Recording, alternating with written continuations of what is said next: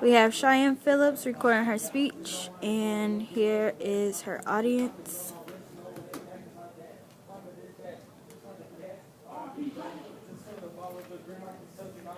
Okay. Schools all across the country have fully equipped security officers that are trained to pacify a situation if students become too riled up or out of control. In our school setting, there is no need for security. But how many of you know of schools near us that have more than enough security on staff? Or better yet, how many of you know of schools that have security in their schools, period? I personally have never been in a situation where the zero tolerance policy had an effect on me, but as the older sister of boys, I am aware of how difficult it could be with dealing with children who are having a troubling time with disciplinary issues during the time of puberty. I have siblings who have been suspended and expelled numerous times before they have even reached 16 years old. Today, I'm going to talk to you about what the school-to-prison pipeline and the zero-tolerance policy have done combined to the adolescents, specifically young black boys, and how it needs to be removed from school systems. Create awareness of a problem and need for change. Many administrators fail to see the issue of the zero-tolerance policy and what it has done to contribute to the school-to-prison pipeline and how it has made it into a downward spiral for the black community. The zero-tolerance policy was first created for criminals to help tackle the war on drugs head-on. One offense could get you more time in prison, let's say 25 years to life, and the intent was to get rid of people who were a part of the rising epidemic of drug use and dealing. The zero-tolerance policy single-handedly caused for the rise in incarceration. Whether people of power want to believe it or not, the target at hand was African Americans, though whites and blacks were both increasing during drug use at the time. Somehow, the tactics used for mass incarceration have made their way into school settings, and students are, and still are, being charged with criminal offenses before they even reach 18 years old. Schools that contain mainly African American students will more than likely have high amounts of security on duty so that administration won't have to deal with these kids. When these students are sent home, they have to go back home to bad households and miss out on their education.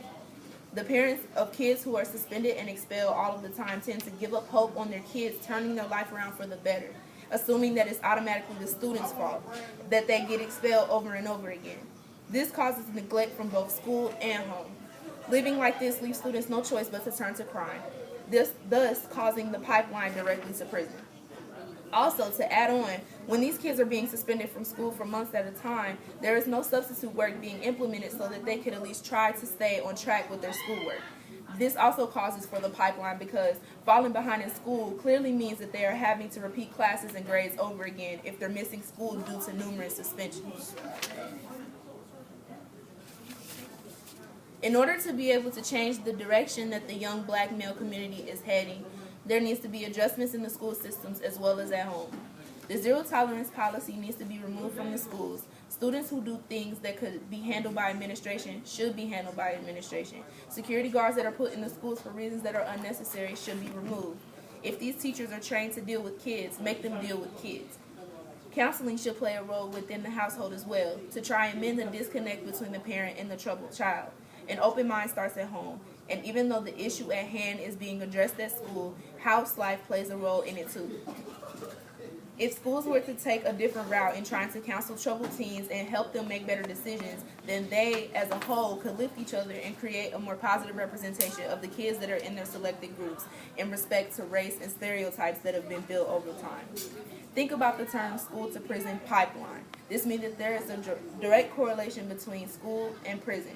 Students will graduate, if they do graduate, from high school and already have numerous criminal charges on their permanent record, whether it be assault and battery or petty theft. And in general, if we were to remove the notion of school-to-prison pipeline altogether, then these kids wouldn't have to be reminded that there are people out there who feel as if they won't amount to anything and that they are going to have a direct route to jail when they leave middle and high school. The school's perception of you as a person is put on paper. So whatever your parents are reading about you, whether it be report cards, referrals, disciplinary notions, they're going to shape the one-sided opinion that they have of you based on the perception of administrators. Parents' involvement in school activities will help remove the disconnect between a parent and a child and help build relationships at school and at home so that everything that a parent hears from a staff member isn't so necessarily one-sided. In conclusion, The school-to-prison pipeline negatively determines the future of adolescents, specifically African Americans, by not giving them a fair chance to an equal and free education. Security guards and zero-tolerance policies should be removed from schools and should let students have the room to make mistakes and grow from them without having to be reminded of them when they get older.